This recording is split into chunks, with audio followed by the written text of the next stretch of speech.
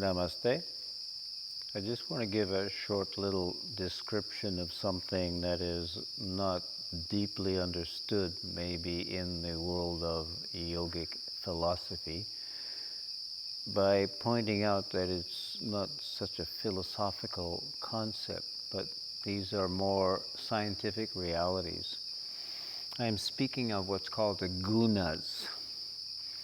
Now, many of you maybe have not heard so much about this, but these are some of the fundamental concepts on which the whole science of yoga is built. When I talk about the science, I mean the energetic system of the chakras, the connection of consciousness, intelligent thought, energy, material existence.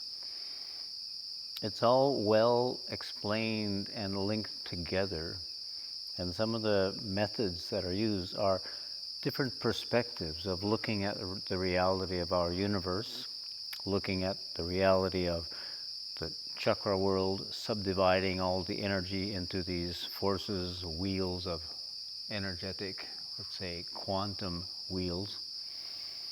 So we have this concept of the gunas, which is where I want to take this. The gunas are three forces known as tamas, rajas, and sattva. Forces is already a little bit of a misinterpretation. They're different things. The one in the middle could be more of a force because we're talking about raw energy.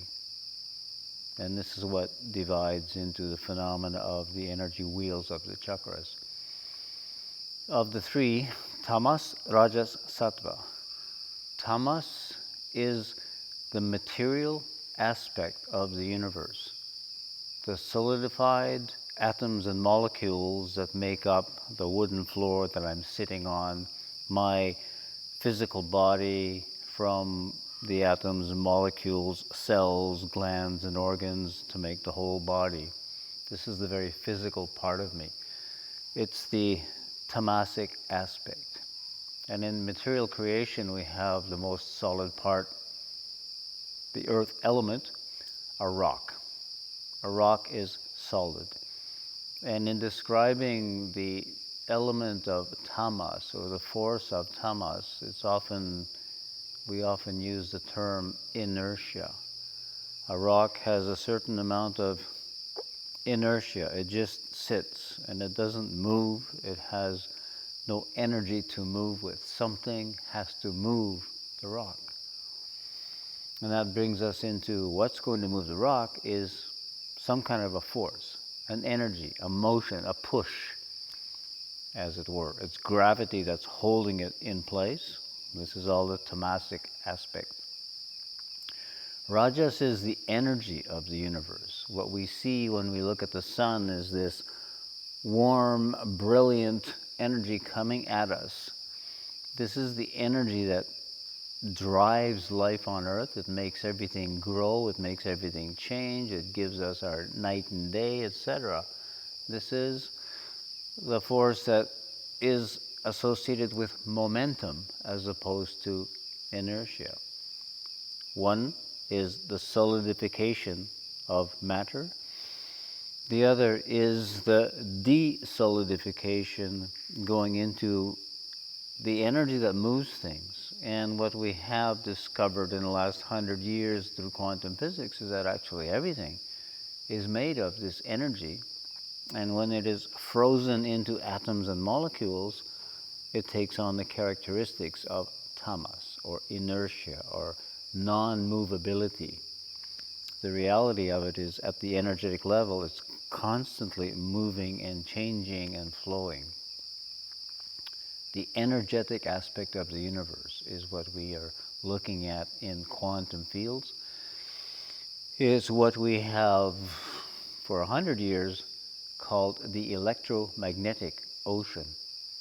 It's there, everywhere, present. We can't see it directly. We can see the light spectrum, which is part of this, mostly when it's reflected or when I'm looking straight at the light bulbs that are shining on me. I'm looking at electromagnetic frequencies in a small range that my eyes can perceive and my mind interprets as light, and then that goes into colors and seeing everything around us. This is the energetic part of the universe. It's not the molecular aspect, the solid rock part. It is the flowing energy that is everywhere, mostly invisible, but everywhere.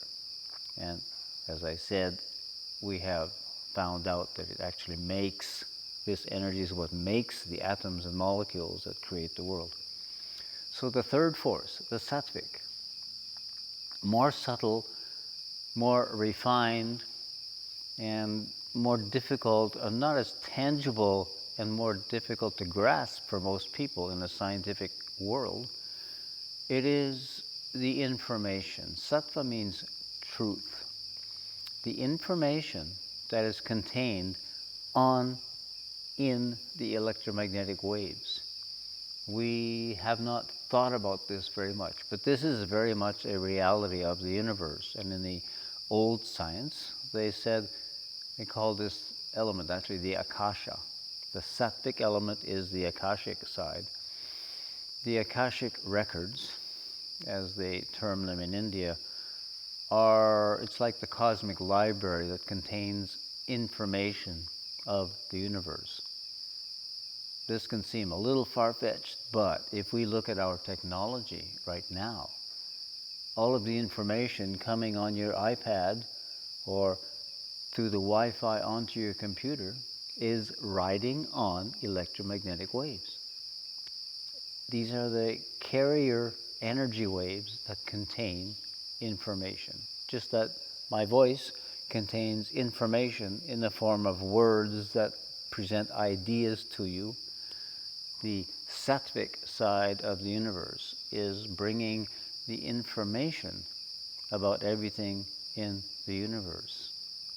And it's there woven into the electromagnetic waves, which are condensing and wrapping up into atoms and molecules.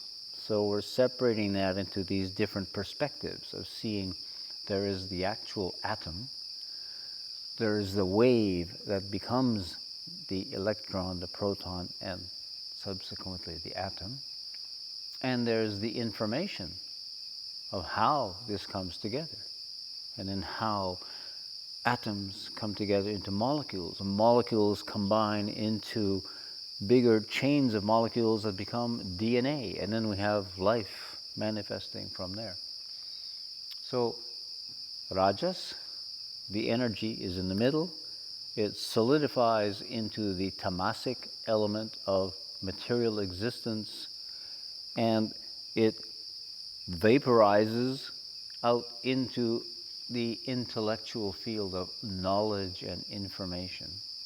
And one of the things they say in quantum physics is that the real universe isn't a solid thing. It's more like a concept. It's the ideas.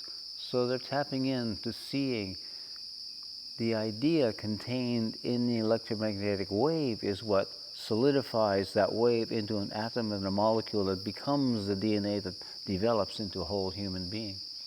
The information is part of the universe.